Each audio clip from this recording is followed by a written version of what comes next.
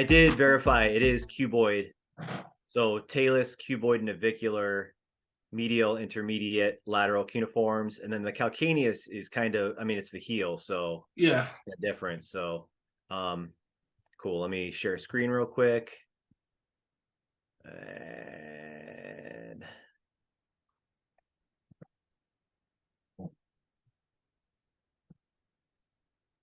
Oh, there we go. okay, so here's what I did with her, her study guide. Yeah. I separated kind of all the easy shit, like the bony prominences and stuff. Yeah.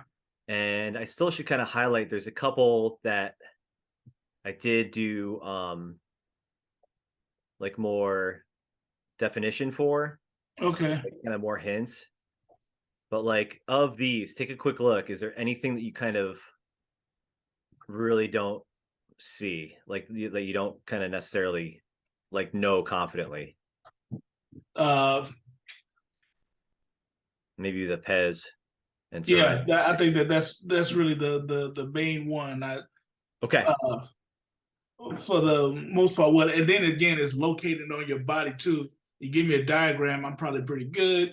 You have me try to uh, do it in person on hand. I may get a little tripped up, but Okay. Well, I think the great way to remember the Pez and Serenus is remembering what attaches to it, which is the gracilis, the sartorius, and the semitendinosus.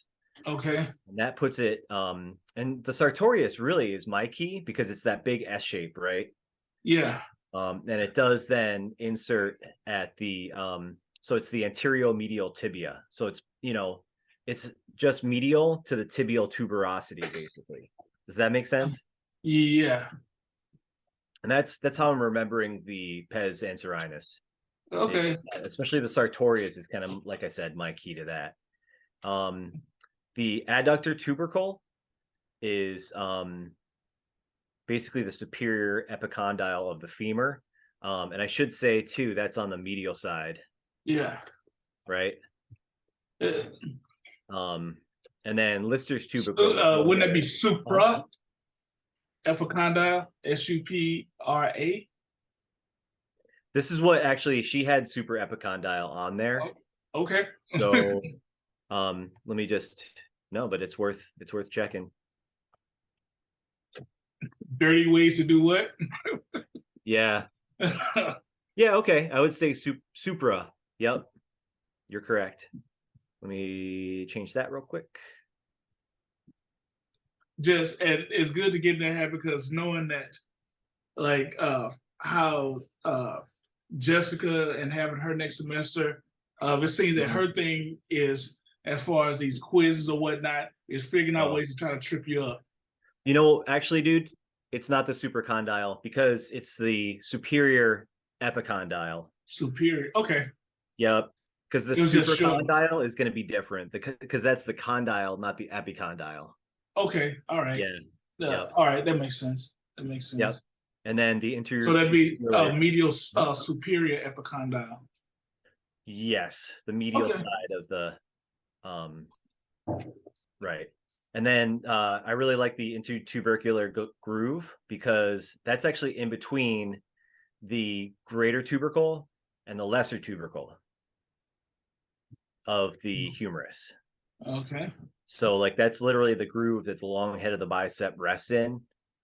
The subscapularis inserts at the lesser tubercle, and then the supra, infra, and teres from the shoulder attached to the greater tubercle. So I kind of lump those all in together. Okay. All right. I don't know if that's helpful. It all is. Yeah, and if you want to email me this too, be a good help because like I was saying in class, I'm now that I kind of figured out basically my way of being able to study is coming up with the study guides, right. And then of course as I'm able to add sound and voice to it. Oh, Kenny's here. Nice. Yeah, I'll definitely email you this and then kind of go over this other section where I kind of go into more depth. Hey, Kenny. What's up, King? What's up, guys? Not a lot. All right. Staying warm. That breeze is chilly today. Yeah, it is. Nice little cup of tea. Was you in your coffee room? Nah, I'm out in the dining room. All right, all right. Oh, nice. You pulled it up. Perfect. Yeah. So I had it made on a the few side. additions, and then I did kind of these were just the only kind of bony prominences that were giving me a hard time to remember. So I kind of highlighted them and gave them a little bit more detail.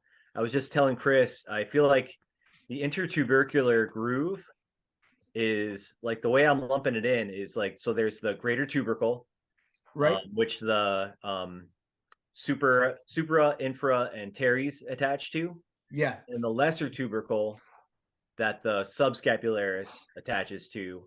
Right. And the intertubercular groove is right in between there, and that's where the long head of the biceps goes. So I kind of that's my association with that one. So you kind of like you're taking some the things and kind of grouping them up in one thing. So like for the greater tubercle, the lesser tubercle, and the groove, it's pretty much all going to be in the anterior deltoid region, what we're looking into, right? So you can almost kind of like almost fill in the same areas and kind of get that way in case, but and then you can almost kind of like link the AC joint coming right off of here as we come off, and then go right into the SC joint. So yeah, I can see that like being kind of lumped up together, like as far as like coming from lateral to medial, right, or right, distal to proximal, however you want to see it from the yeah. And really, just because like the intertubercular groove can be kind of easy to forget where it is on the humerus. Like I think just taking that, like breaking that word down, and like it's inter is between, and tubercle, yeah. And then we were talking about the pes anserinus. Are you pretty good with that one, Ken? You guys just finished talking about it, or are you talking about it now? We were just talking about it, but we can talk about it more. And where'd you guys come? Just tell me what you guys came up with, like as far as like pinpointing it and like some kind of like how you did with the shoulder just now. How'd you guys come up with some kind of way to remember? Well, for me, it's a sartorius. But Chris, what do you think? I like how you have the anteromedial tibia. That's probably how I'm gonna end up remembering. So the anterior side of the medial tibia. Okay. That's probably really going to end up helping at least me personally. End up helping me. Anterior medial tibia. That's gonna help because I know anterior medial, so I can look in that area as far as like location, and I know it's the tibia. So just kind of finding that location. Yeah, I like that. Yeah, it's going to be medial to the tibial tuberosity, right? Which all the quadriceps attached to via the patellar tendon. So exactly. Yeah. That kind of lumps in too. Think about the quads. Yeah. Right. Absolutely. So did you tell Kenny your mnemonic for the foot bones? Yes. Okay. Let me see if I can remember. You found one? Okay. So it's let me actually write it out just so I can make a little space here. So it's tiger, cubs, need, MILC, milk. Yes. And so in this one, the tarsals aren't necessarily including the calcaneus. So you've got to remember the calcaneus on your own, which I think is doable, right? Yeah, I mean, it's a calcaneus. Remember. Yeah. So T is going to be the talus. Right. C is going to be the cuboid. The cuboid. N is the navicular. And then it's the medial, intermediate, and lateral cuneiform. Cuneiforms. Yeah. That makes so much sense. Is that good? Yeah. Oh yeah, that is. Because if we link up, because that's all I need right there is the MIL, and then I know it's the cuneiform, so I know medial medial, intermediate, lateral. Yeah. Yep. And the sweet thing about this too is that it basically is going on the medial side of the foot. Right. So it makes it easier to remember that from the talus, the cuboid is I guess towards the toes. Okay. So talus, cuboid, navicular. And then the cuneiforms actually go from medial to lateral. And so the intermediate, for example, is going to be on the middle of the foot. Gotcha. The lateral then is going to be on the lateral side of the foot. Yep. So basically saying the medial cuneiform will be closer to the toes. To the big toe. Yep. Yep. And then, yep. Let me find an image real quick. But I have one right here. Yeah.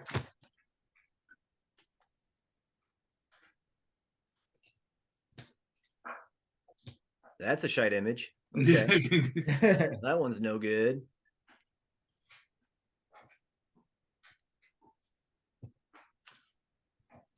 Ooh. There we go. They might try to charge me. I don't know if that's going to work. Oh, yeah. Yeah. Run. So I got it here. Yeah. You have it? Okay. I'm pointing at my screen like you can see it. So talus is right across from the calcaneus. And then the laterals is going to be right above the talus. The medial is going to be right above the lateral and goes across the digits until you get to the to the middle, and then you go towards the cuboid. So I think this image really does it pretty good, where there's obviously the calcaneus is kind of that linchpin, right? Mm-hmm. And then so there's the talus, the navicular, medial, intermediate, lateral. And, yep. Oh, man, maybe that fuck. There's something there. That's a little confusing. So maybe not the cusp part. That's what I was seeing from the image. I wish I could show you. See talus and then navicular, but there's no quote unquote C that separates. Yeah, it bounces around a little bit. All right, so maybe I don't love that mnemonic, because then the way I had it in my head was that the cuboid was like right here. Yeah. So yeah, and the cuboid is actually yeah. Not that we'll necessarily. I mean, the navicular is on here, I think, right? Yep, navicular is on there. I think she only put in navicular. I don't think she really put anything else. I think that's it. So really, for palpating the navicular, it's looking for this bony prominence right here, right near the it's pretty much right near the talus. Yes. So you just go towards. So the way I'm gonna look at it is like go towards. If I start from the back from the calcaneus and I work my way towards the middle toe going distal. Yeah. And I know that I'm going to feel the talus, and then the next bony prominence I should feel is the navicular. Yep. If I palpate in my mind, that's what I need to think of. If I start from the back from the calcaneus and work my way around to the big toe, which is going to be the medial, and I start working towards the medial, then I should be able to find it. That's the way I'm going to work. That's the way to do it. I think it's working the medial side and then working around to the lateral. Yeah. And then the cuboid is kind of out there. Yeah. We won't need to know that now. That's for in the future. And yeah. Okay. So I feel like the styloid processes should be pretty much, I mean, on air styloid or that should be something that should be embedded in us right now. Even the epicondyle, the lateral medial, I feel like we've done so much on that. Especially with treating those areas. I would say that maybe some of the other processes that like the coracoid process, the scaphoid, so I gotta find the scaphoid again. I pretty much I haven't hit that. Okay, so that mnemonic I like. That one's the so long to pinky, here comes the thumb. So So it's basically right here. There's a scaphoid. Right here, right when almost before the crease. Yep. Okay. Triquetrum, pisiform, hamate here. Yeah. Comes the thumb. So it's going to be hamate, capitate, then trapezoid, trapezium. Because trapezium rhymes with thumb. Right. So I do like that mnemonic. That one actually. Okay. Scaphoid. Perfect. I don't love the tarsal one, and I don't know. I don't know. I haven't found a good one yet. Okay. But yeah, on this list, if you just kind of so scaphoid. Are you feeling better about that one? Yeah. We just Oh, there was another good key for the scaphoid. So the radial stylus points right to the scaphoid. Perfect. Yeah. All right. So it points right to it. Yep. Yeah, I can feel it right there. And then so the hook of the hamate, it's going to be over here, right? Towards the pisiform. Pisiform should be down here. And the hook of the hamate should be up here. Okay. But I can't always feel it. With Jenna, I think it's just getting into the area. Yes. Verla doesn't know much about kinesiology, so she's already said it. She's like, I don't do kines. None of them want to touch it. That's the thing. Like that was like mandatory for Jenna taking the job, I guess, was that she had to run kines. It's really crazy that nobody wants to touch kines. It's hard. Yeah. It's hard, yeah. I mean, it has, I don't think that it's necessarily, it's a lot to it for a short amount of time. It's not, I guess that for me personally, it's not necessarily hard.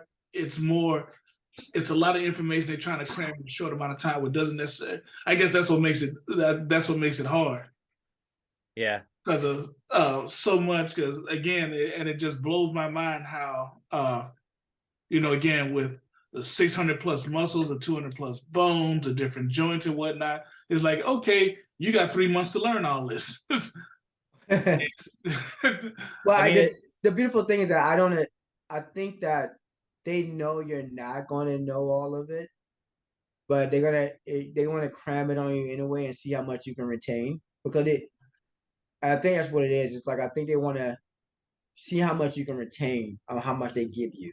Yeah, that's why I think it's like, so like, if you guys notice, like 73 is very low for passing. Yeah.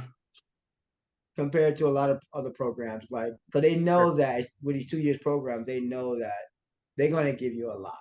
Oh yeah, it's the buckshot approach, fire away buckshot and see what drops. So they have to have a grade requirement for it to be competency based. Right. If you could pass with a D, then it would be time based learning. Mm-hmm. And I don't know if that works, but I do think, Kenny, like you've always said this whole semester, like this is where they try to weed us out. Yeah. And some try a little harder than others to weed students out, I guess, because Jenna's just rad. I don't know. Cool. I think that from Jenna's standpoint, she actually wants to see us succeed. Yeah. Where it seems like that that it's just a different approach.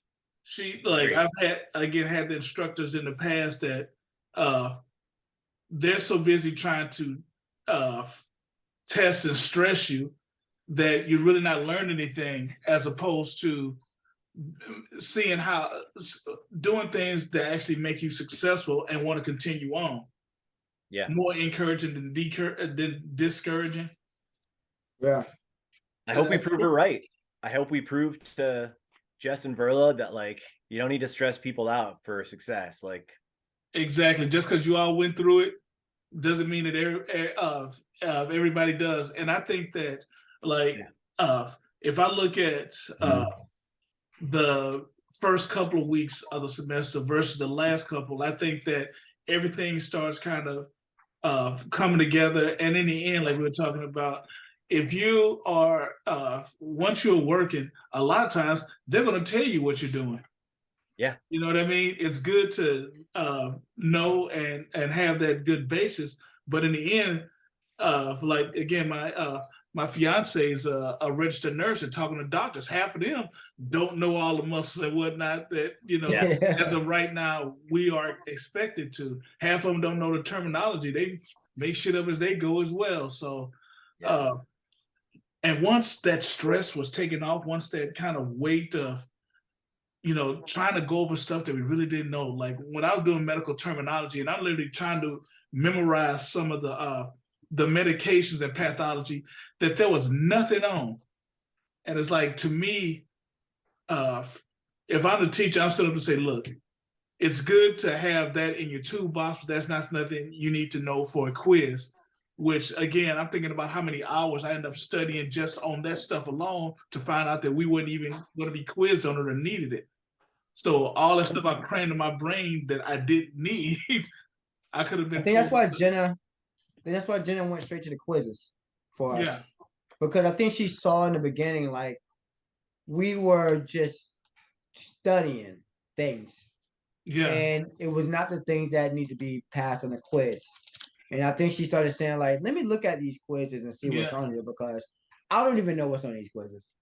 Well, right? And because she was like, I think you need to study these. I think you need to study these. And then she started seeing, like, well, they're not getting those answers right. So what is going on? So then I think that's why. And you see, once she started hitting those quizzes, man, she's like, you guys did a complete 180. Yeah. Like, for real. Like, I mean, dude, I got a 95 on my. I got a 95 on my PT quiz. A quiz this past. Like, I've been ever since you've been doing it, I've been averaging A's in that class. Right. I mean, in that thing. Huge. Just remembering stuff. Yeah. Yeah, exactly. Yeah, I can tell because the first couple of ones, I think I got 45, then a 55, then no, I got a 45, then a 53. So like in the beginning, just overstudying stuff that didn't need to be studied. But yeah, once you started going over the quiz part, and the thing is that got me learning the other aspects that weren't on there a little bit easier, because there wasn't any stress to learn that just came with learning what you needed to know, as opposed to trying to memorize all this other garbage, if that makes sense. Chris, like I mean, it really shows too that you figured out how you need to study, like by creating study products. Yeah. Like you're going next level for you, and that's huge. That's well, and then it's gonna be next level for next semester. Like I said, so I'm gonna be working on the finals one, which again we're only going to have tomorrow to go over, but by me just creating it and then knowing that, like what Kenny was saying about how he likes to hear it, and I know that there's I gotta hear it, man. Well, that's the thing, is that so definitely doing next semester when I'm doing the study guides, I already know how to do that and have that as part of it as well. So even like as we're going over whatever we need to know for quizzes or the information itself, I'm just going to have a little bit of a study guide that repeats it, but it asks you the question and then answers it for you, you know? Right. No, I love where I'm at with the kinesis stuff. Like, I just feel like I keep adding layers, and that's all we need to do, you know? So, so just looking at this kind of list right here. Yeah. Anything that you guys are wanting to focus on? Just the bony landmarks list. Yes. Kind of what's on the screen right now. The deltoid tuberosity is I pretty much got that. All the shafts in the slider process, I feel really good about that. The joints, I guess the scaffold, thanks for that. The piece of form, thanks for that. The hook up hamate, thanks for that. I like how you put the tubular groove into it. That actually helps me with that. Good. And then the medial tibia, that helps me with that. Yeah, I think that's a good way of, you know, because for me, I want to make sure I don't struggle with bony landmarks compared to muscles. I'm pretty good with muscles. I know like what a muscle's at and what everything like that. Like, you know, especially with getting more into kinesis now, with my personal training, I can really know what muscle. But the joints and the bony landmarks, I really wanted to get into that, and I think that helped me out a lot. Well, and so on the pes anserinus, so it's the sartorius, the gracilis, and the semitendinosus Yes. that insert at the pes anserinus. And I feel like that's really helpful to me because then that helps me remember that the semitendinosus is medial of the hamstrings, right? Exactly. That's and awesome. The gracilis is an adductor, and the sartorius, man, the sartorius does all of like crazy all shit. of it. Yeah, It just it pretty much does all of it. So right. Yeah. So cool. Well, let's and then the coracoid, pretty straightforward too, right? Yeah. Great. And then so for these, patellar tendon, pretty straightforward. Pretty straight, yeah. Yep. So the adductor tubercle, this is one. She had in parentheses here super epicondyle, so superior epicondyle of the femur. Yeah. And it's going to be on the medial side because it's an adductor group that attaches there, right? Right. So I feel like that's, we're gonna have to really read, and when she says it, I think that can trip a lot of people up because it's people are gonna look for the medial epicondyle of the femur, and when she says super, that can trip some people up. So yeah, definitely. Yeah. Yep. And then Chris had a good point that there is such a thing as the supracondyle, because so obviously the humerus and femur both have condyles and epicondyles. So that's where you really have to kind of hash that shit out. Yeah, they have a medial and condyle and a medial epicondyle that we definitely got to differentiate. Yeah. Correct. On both sides. Yeah. This is just that it's the superior, and I'll even put a little, I should just probably spell it out. There we go. Superior epicondyle of the femur. It's the super epicondyle. Exactly. Yeah. And then lateral or medial epicondyle. So again, the humerus and femur both have them. And then here is the lateral or medial femoral condyles. So yeah, we'll have to get differentiation in palpation from the instructor of like, yeah, is this the femoral epicondyle or the humeral epicondyle, right? And then it should be pretty easy from there. How you guys feeling on your pelvic press with the PSIS and the AS and all that? How you guys feeling on that? Yeah, good. Really? Yeah, and I think the nice thing about the palpation competency is the PIIS and the AIIS aren't palpatable. Yeah, they're not palpable. Palpable? Yeah. I don't know if not sure. But yeah, so the PSIS and ASIS are real easy for me to find. Okay. How about you, Chris? You feel good with it? I'm gonna end up honestly going back over everything, just to, because it's like I feel as though I know, but then sometimes, especially with testing, and I guess this has just been since this semester. Normally, I don't freeze on tests, but and exams, and I think that's happened too a couple of times. To answer your question, yeah, I'm going back over it. I feel semi-confident. Let's put it that way. Okay. And actually, what I was thinking, I don't know. Well, I know that Dave said that he has till 5. If we want to continue, granted this session ends, but all you got to do is press the link again, and we could literally go over it like we're in class. Say, okay, this is, you know what I mean? You know what I'm saying? Yeah. And honestly, I still. I still feel as though doing one more tomorrow before football, just as a last minute. All right, do we have this? Because like again, it's just us 3. I know that I'm pretty sure that at least one of the Caitlin's, they're normally pretty good about being a part of it. Well, the older people in the class, let's just put it that way. So everybody that's close to or over 30 will end up appreciating. So that's what I was thinking. I know if you all want to continue on, because we got 3 minutes left in this one, and literally just going over each of them as we're sitting here. You know what I mean? We've gotten the paperwork part of it done, but actually pointing out what a different parts are, because I know that. Well, for starters, I know they'll end up helping me just kind of bring things full circle. I got 30 more minutes. So I can rejoin and Sure. we can go over some stuff. I have 30 more minutes, so Okay, all right, that works. And like I said, and it's up to you all. I wouldn't mind doing it again, like tomorrow. Let's say at 10 or 11 again before football. yeah. Did you guys take your? You already took Chris. You already took your medical terminology midterm, Yeah. right? Yes. Okay. And you've done all your quizzes already too, right? Yeah. All the quizzes are done. All medical terminology is complete. Everything's been done with that.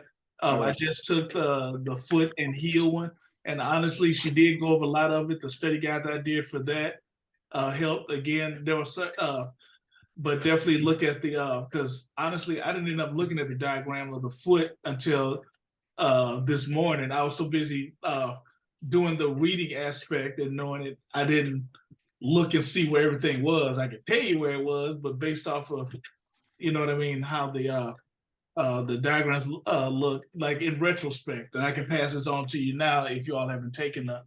I'm gonna take it tonight, actually. It's like I said, you could go over, you could literally, if you could answer the questions and the video study guide that I made, I'm saying that'll give you an 80 just by doing. Okay. And then the rest is bony landmarks or yeah. muscle. Okay. I can do that. Did you put it up? Did you put it up already? Oh yeah, I posted all of them like back to back. So the foot and ankle one and the medical terminology. Yeah, I put up okay. 3 of them. If you want me to, if you want me to, I'll email you a link. Okay. I can do that from. I got my little command center here, so I have the larger desktop like here. And then, yeah, I like the foot that you put. Do what? I say I like David putting a foot on there. Yeah, that helps a lot. Hey Chris, I'm just gonna email this to you so that you have it, because then it does have the muscle attachments and innervations and actions.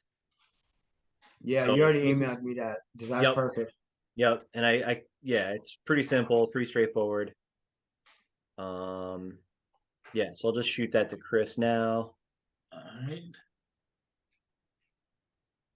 And I think we're about to get off. So Chris, just send me another one. I'll jump back on with you for 30 more minutes. Okay, actually, I think that if you go back into your email and hit it, I can end and then just log back on, and it'll bring. I'm in my email now, so just go ahead and make it happen. All right. You got me. Well, because I can edit it, so we can pretty much cut that part out. Yeah. Okay. So studying hard and and remaining clean is the key to. Well, I mean, but making sure that you allow yourself to relax. Yeah, that's and I think that's that ends up being a part of it because it's so much information. So you have to balance out the studying, but allowing your brain to pick up on the information too. Because that's happened like ever since I've given up the coffee too. Again, like, all right, I need to stay awake. So, pounding the coffee and whatnot. So I'm jittery and I'm awake, but nothing's retaining because I have it. Just not retaining it. Yeah, he found his way back too. Great. And I did just email you that Palp comp. Yes, I got it. All right, that's useful for you. All right, Kenny, you get that? Did you get the link for the video too? Yeah, I got that. I was just working on. Actually, I was just hitting the pelvis, right before I joined on. Of the interior superior iliac spine and the like you said before, Dave, like some of those we won't be able to really palpate unless we either do it on ourselves. So I was wondering, I'm like, she said, are we doing it like we always do it when we get we're gonna do it on somebody else, or we're gonna do it on ourselves, or Do you guys I think it's going to be on somebody else. I think that's Okay. my impression, and it's going to be on skin because Verla is Said super so? strict about that. But I think, Alright. the best way to look at the PSIS and the ASIS is like we all know where the ischial crest is, right? Yeah. And that kind of is a fold, right? It like folds Yeah. over on the very top of the ischium. So where that crest ends on either side, posterior and anterior, is the spine. Yeah. Or So the iliac. coming, yeah. So, Chris, I think that's the easiest way to remember that. Like, yeah, just find that iliac crest, and where it ends, that's the ASIS on the front side, and where that ends on the back side is the PSIS. Sorry, I had to stand too. No, yeah, do it. That's the whole purpose. Been, Yeah, been, like sit, been stand. sitting in the chair for a minute. Oh yeah. All right. So anterior. Yeah. So first, find your iliac crest, because that's pretty easy, right? That's like the handle, the handle under the handlebar. Yeah. Or love handles, right? All right. So find that crest, and on the anterior side, where that ends, where that fold ends, is the ASIS. So am I even in the right neighborhood? So yeah, go right to kind of your midline of the crest, right? Can you feel that depression, that indentation right there? Yeah. Now just follow that anteriorly until it basically isn't a fold anymore, isn't a ridge, and that's the ASIS. Yep. And then if you follow that to the back, and again, I think for the sake of the palpation competency, if you use that terminology or that verbiage with the instructor, like, all right, I'm going to locate the ischial crest, follow it anteriorly, there's the ASIS, you're going to nail it. Yeah. Okay.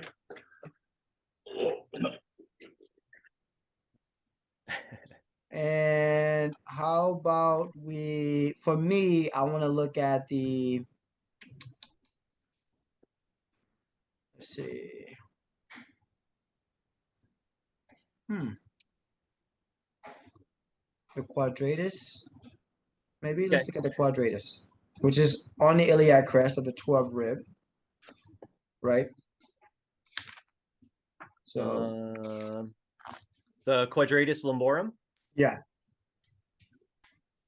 Yes. So that's your flexor and stabilizer. The iliac crest is a great place to start with the quadratus lumborum. Right. Because it's going to be on the posterior side, right? Yes. So, okay. Yep. And Kenny, the way I'm looking at that, so you remember how we were saying that the internal and external obliques and the transversus abdominis, there's kind of a gap, right? Yeah. Like they only go to, I don't know if you can see my back. They only go to like right here. Yeah, like right. Yeah. Okay, I'll see it. I feel it. Yeah. And so that quadratus lumborum fills in that gap between those muscle edges and the spine. Yep. Let me get a quick look at that for myself. Here. Oh, that's beautiful. Yeah. Is that pretty good? Yep. That's beautiful. Yeah. So it's kind of, for me, like it's a puzzle piece that fits where the obliques and the transverse abdominis don't cover. And then deep to that is the erector spinae. Yeah, exactly. Okay. Yep. So it's like coming off the 12th rib into the top of the iliac spine. I mean, top of the iliac crest. Yes. Coming like right down in this area here. Yeah. Yep. So you have your spine, you have your lumbar here, and then you move towards lateral, and then you're coming right. Oh yeah, right off there. Yeah, and it's important. That's an important area, right? Yeah. And the other thing was that it actually originates at, you said the iliac crest, which is perfect, but also the aponeurosis of the iliolumbar ligament. Yep.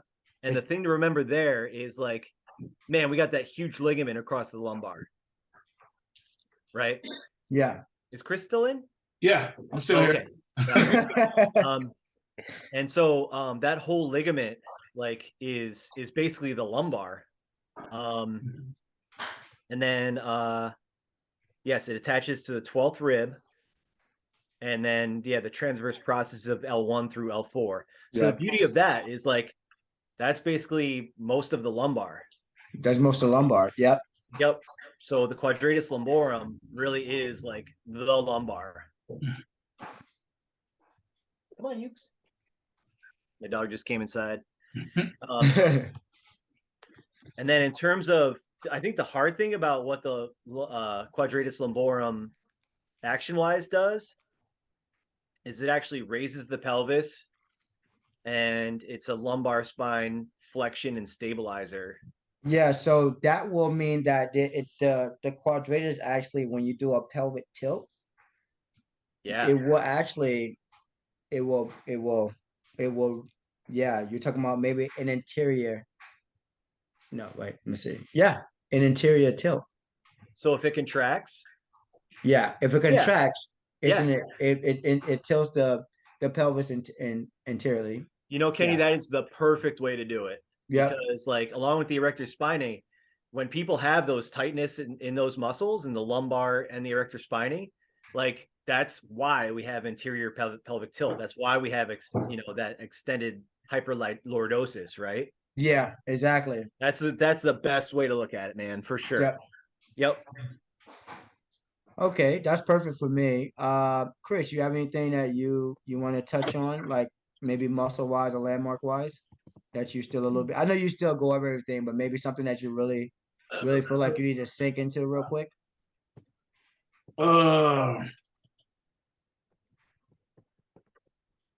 You know what? I wouldn't mind. I wouldn't mind going over the muscles of the shoulder. I think that the rest of it I kind of got, but love it. It's been a while since we went over it, so okay. Love it. So the beautiful thing is that she has the subscap, the supra spinatus, and the deltoids is, I mean, so I mean you're talking about interior here, so we're talking about so the interior is coming off the clavicle, right? So you have the clavicle here, so you know the interior is going to come off the lateral to the clavicle, and then that just so whenever the interior deltoid contracts, what motion is it doing, or what action is it doing? When it contracts, yes, the interior rotation. No, so when it contracts, like when it's contracting, what it does, it can do an internal rotation, but it also does something else. It does a couple of things, but one of the things flexion. Yeah. Yes. Yep. Okay. Yep. Yeah. Right. So I'm simply working it. Yeah. So just imagine the muscle here, and then imagine when it contracts. What do you feel like your arm would do? It would slowly pull up like that, right? To a certain point. Yeah. Here, it won't go all the way up, because then if it goes all the way up, then what's happening? Something else is pulling back, which is your posterior. The posterior aspect of because it's an antagonizing muscle to keep it from doing what? That would be basically hyperextension. All right, so it does abduction, horizontal abduction, and it does. So when we talk about the origin, remember that the interior is coming off of the clavicle. Okay. Yeah. Okay, and then the insertion. What would the insertion be?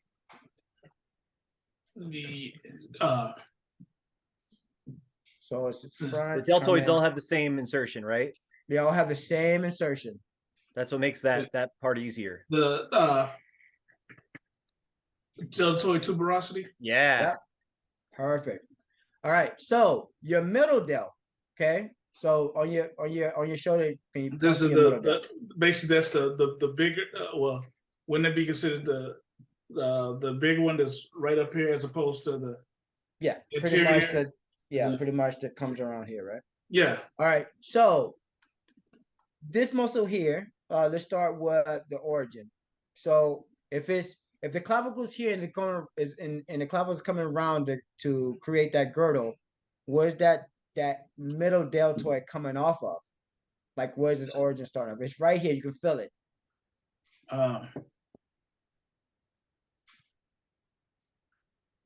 You put your hand right on it. Yeah, I literally starts with an A. Yeah, what's that joint? What's the joint on the end of the AC joint? So it's the yes. Is that that's a O. Shit. Yeah. So you come off the clavicle, you come inside, you have the SC joint, and then as you go outside, you have the AC joint. And it's the A part, and it's basically the A of the AC joint. Yes. So yeah. Dig deep. You got it. It's in there. Yeah, that's what I mean. If I see it, then I know it. But that's a lot of that's pretty much a lot of what I end up kind of going through. Like, but let me. You got it, man. We here. Acromion. Yeah. Okay. All right. Acromion process. Awesome. You already know where the insertion's at, right? Because all the deltoids go into the deltoid tuberosity, right? Yeah. So what is the action of the middle delt? What is it? It pretty much has one huge action. So if it's contracting, it's pulling in. So what do you call that? Not flexion, not extension. Abduction. Yes. Yep. So the way I remember abduction, adduction is the way I remember is abducting and adding, right? Yeah. Yes. So if you're taking away from your body, you're abducting something. Yeah. It's like, and if you're putting it towards your body, you're adding to your body. That's a good way to memorize. Kind of like alien abduction. Yeah. Yeah. It's like, woo! It's just sometimes it's just a matter of, that's a handy trick. I wish it. Yeah. So you're adding. Yeah. Adduction. And then awesome. It's all right. So what about that posterior, man? Where is it? The posterior deltoid. Okay. So this should be a good one too. So the deltoids are very easy to like pinpoint the origins because it's pretty much around the girdle, right? What is that? What is that posterior? There's a certain spot that we can feel all the time on our back when we go on our back. And what is that spot called? That little ridge that goes across the back here. Okay, so, but there's a certain spot you can really feel. It protrudes out. It's a protruding bone that comes out on the scapula. It's that's the superior angle of the scapula. It goes medial to lateral. This prominent thing on the scapula. So you have the scapula and you have this prominent thing that comes out like that. Yeah, it separates muscles of the scapula, right? Like the supraspinatus and the infraspinatus are divided by the.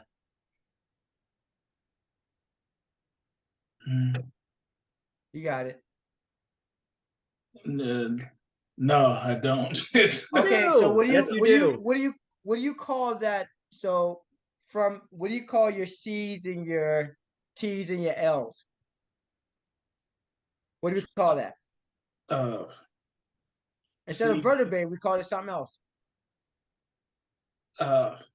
Spine. Okay, so now, what is this thing right here that goes across on your scapula? So it's the spine of the scapula. Yeah, the scapula spine. And what is attached to that? What is it? What's attached to it, or what? Yeah, what's the origin? Where does it start at? Since we're still talking about the deltoid, so what starts here? At the spine of the scapula. That's back here. I thought we said the posterior deltoid. Exactly. Okay. Posterior deltoid originates at the spinous process of the scapula. All right. Now, what is his function? What is his action? that would be if that was so if that thing contracts, it's extension, because the so if the anterior is flexion, then the posterior would be extension. Right. Right. And then it can do other things too, because if the front deltoid is doing certain adduction, things, then this then also adduction. That's most of the middle delt. That's kind of okay. That's the middle delt. So that would do. Yeah. So you have the front and the posterior delt that's working antagonists to each other. So we said that the interior delt does flexion, horizontal adduction, and internal rotation. So it does external rotation and external rotation and would that be interior? Well, it would be adduction if it's. The posterior is going to be horizontal abduction, shoulder extension, and lateral rotation. Lateral, okay. And then also what Dave said that you can add on to the deltoid when he said that, because one of them right now is supraspinatus, right? Yeah. All right. So think about what he just said about the scapular spine. So if there's two muscles attached to the spine process of the scapula, then which one is on top? The supraspinatus. And then which one is on bottom? The infraspinatus. Perfect. Yeah. So when you're palpating that, always look for your spine process first, and then that the supraspinatus is at the top. But I don't see infraspinatus on here. I don't think she did it right. Well, no, supra is, but infra is not. Okay. Well, am I looking at the wrong one? Is it on there? Is it on there? No, I don't see. I don't see for the shoulder. I only see the SC joint. Joint. No, not the muscle. We're talking about the muscles. Just sent you? Are you looking at the sheet that I just sent you? Oh no, I'm not looking at that at all. I'm looking at something. Okay. Do you want me to share my screen real quick? Yeah, please do. Sure. Let's see here. Just because, and there was a couple quick things.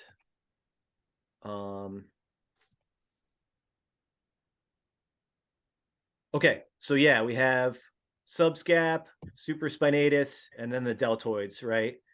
Real quick, and Kenny's spot on, I think, with doing it kind of starting with the scapula. Yeah. With the supraspinatus, the infraspinatus, and the subscapularis, also the teres minor, and then going to look at the deltoids because they're superficial. Yep. Real quick, I do have the anterior delt as doing horizontal adduction instead of abduction, and it's confusing because as I'm doing it, I feel like it is doing that, but you might. So if you're doing but so maybe the way we remember that is anterior has the A. Well, I mean, abduction and adduction both do it. I don't know if that works. But so as you see here, shoulder flexion, horizontal adduction, and internal rotation, whereas the middle, so the anterior helps bring the arm back down. Yes. Which I guess you can feel. Yeah. Yeah. You can feel it bringing it back down. Yep. And then the middle is the shoulder abduction, which you made a great point of because that's the primary abductor for the shoulder. And then the posterior has shoulder extension. Yeah. So towards the posterior, horizontal abduction, and then that lateral rotation. Yeah. So, and then Chris, right. You remember the other word for armpit? Axillary. Yeah, that's the nerve that gets all of them. I love that for the delts, the axillary nerve gets all those covered. And then for the subscap and supraspinatus, those nerves. Man. Those nerves. Sorry, guys. Oh, you're good. Oh, so sorry. You're fine. Don't worry. No, we're good. We're not doing anything illegal. Don't worry. So yeah, I love that these right here are their nerves are named for them. Yeah. And then all you got to remember is armpit for deltoid when it comes to the innervation there. Right. Okay. Yeah. Yep.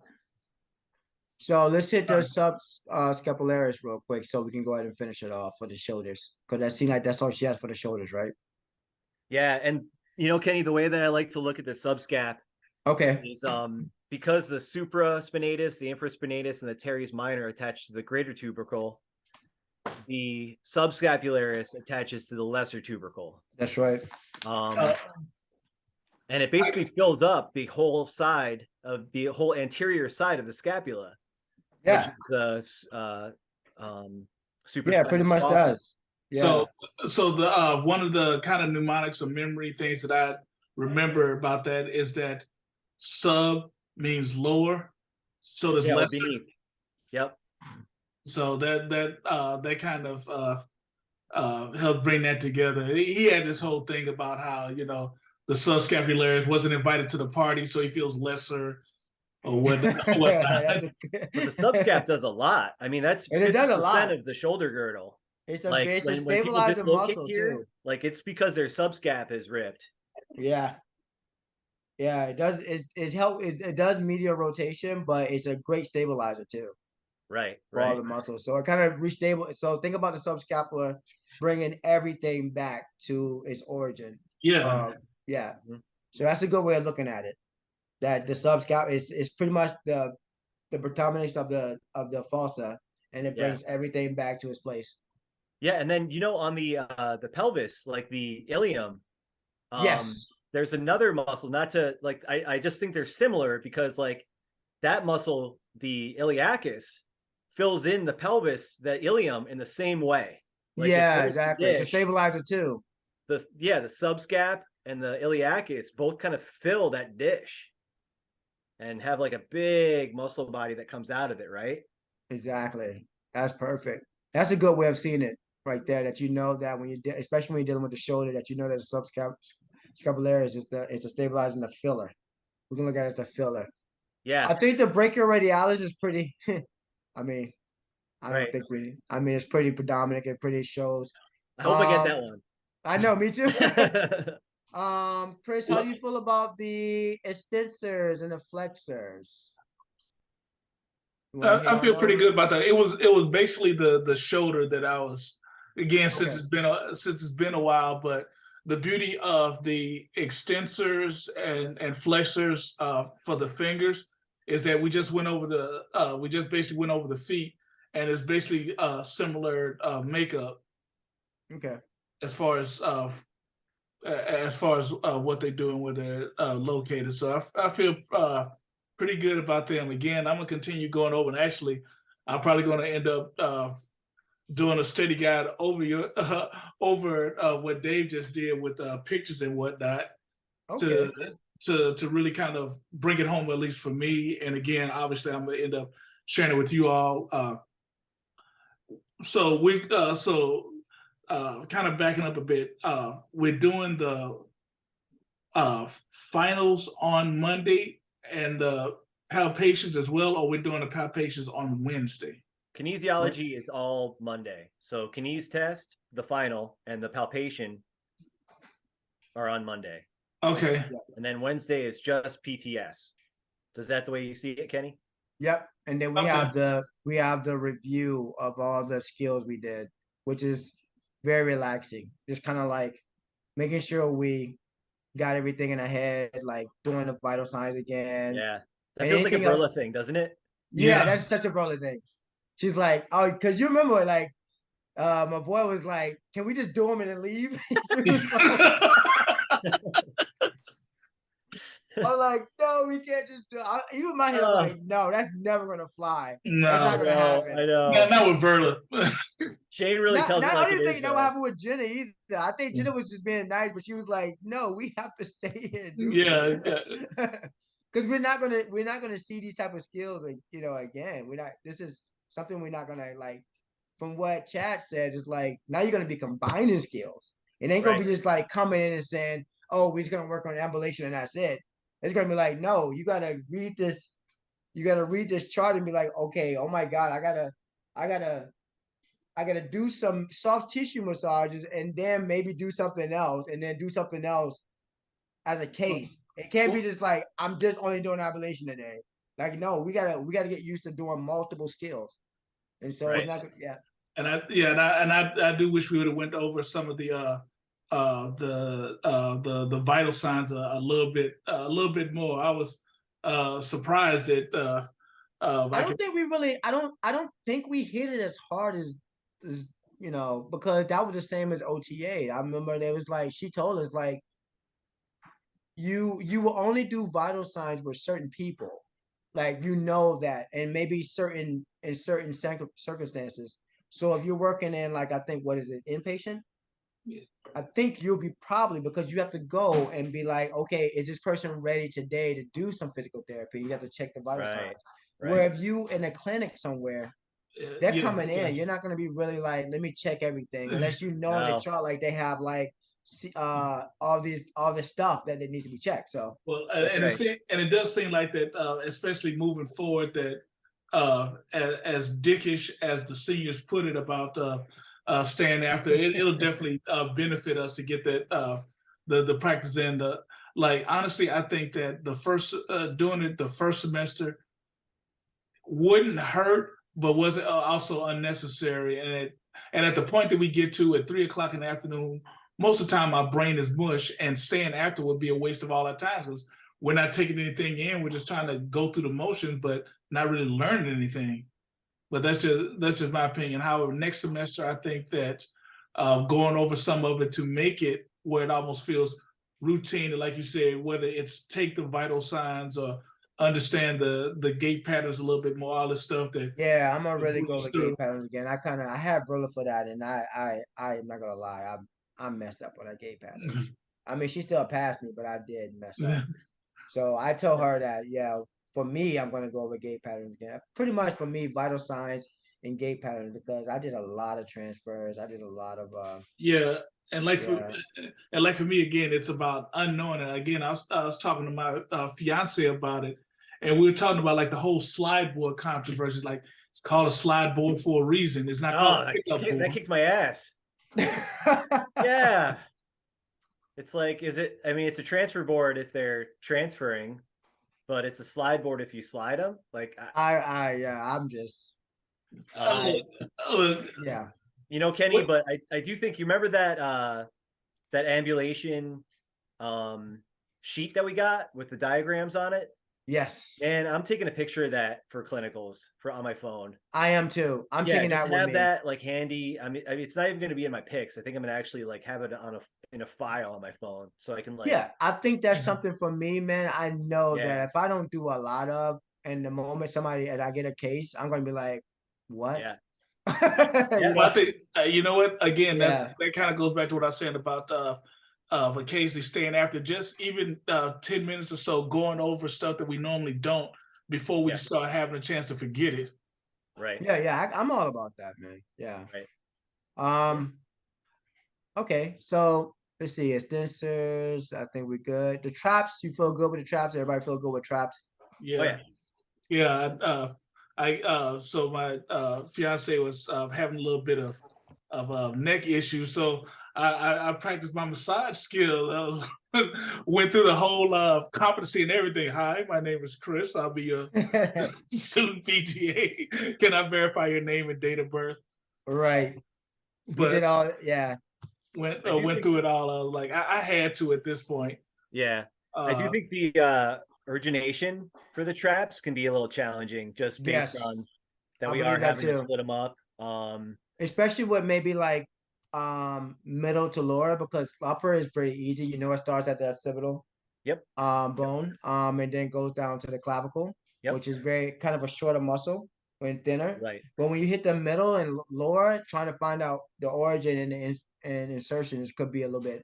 So for what you got here, just to remind myself, is the ligamental notch, nuchae of the acromion. So that's so the ligamentum nuchae, let me see if I can find a good picture for you, is the ligament that runs basically right down the midline of the spine, right?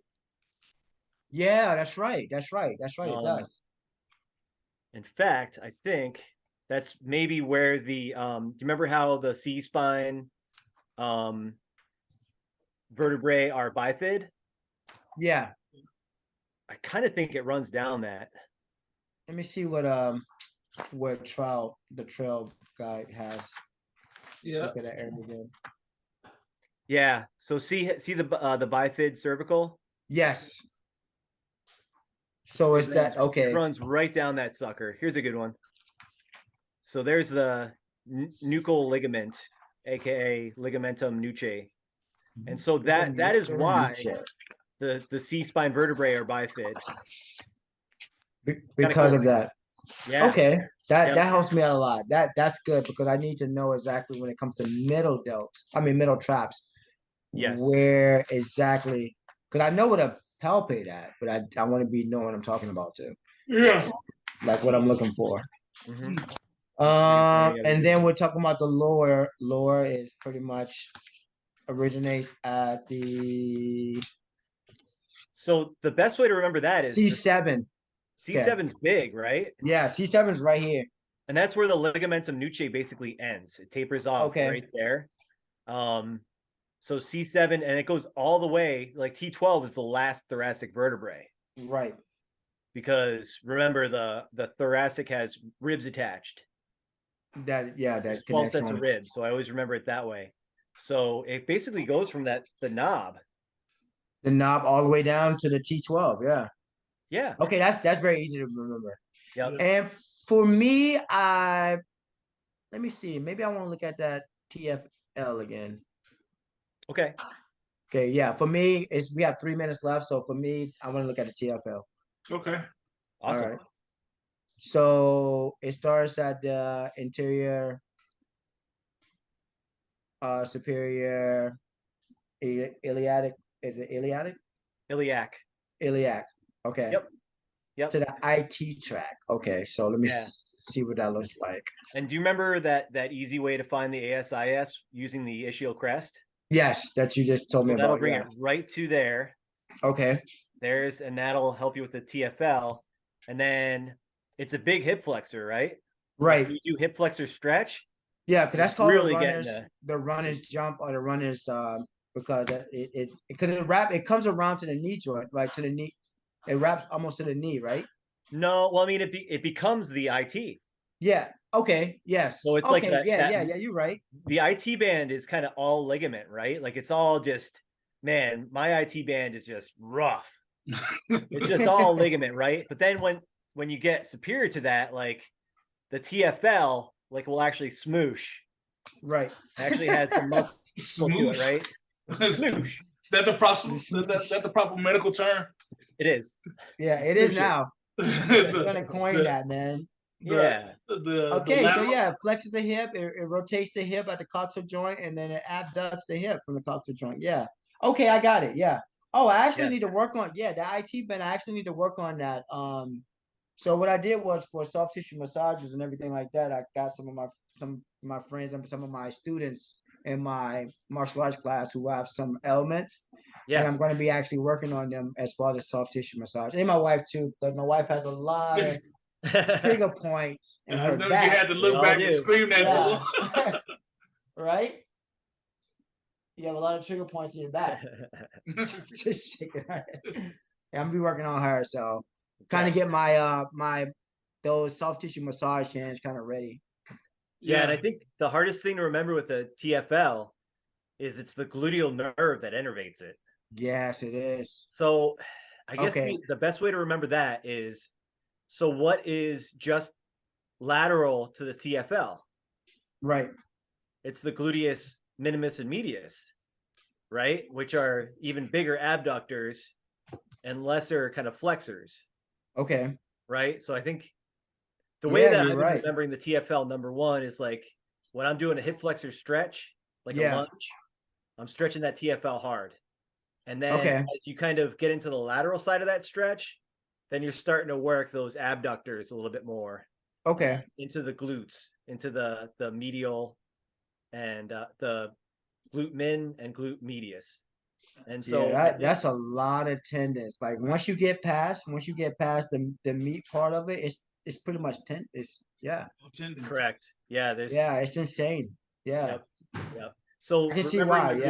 the gluteus min and medius, those are just next to the TFL helps me remember that the gluteal.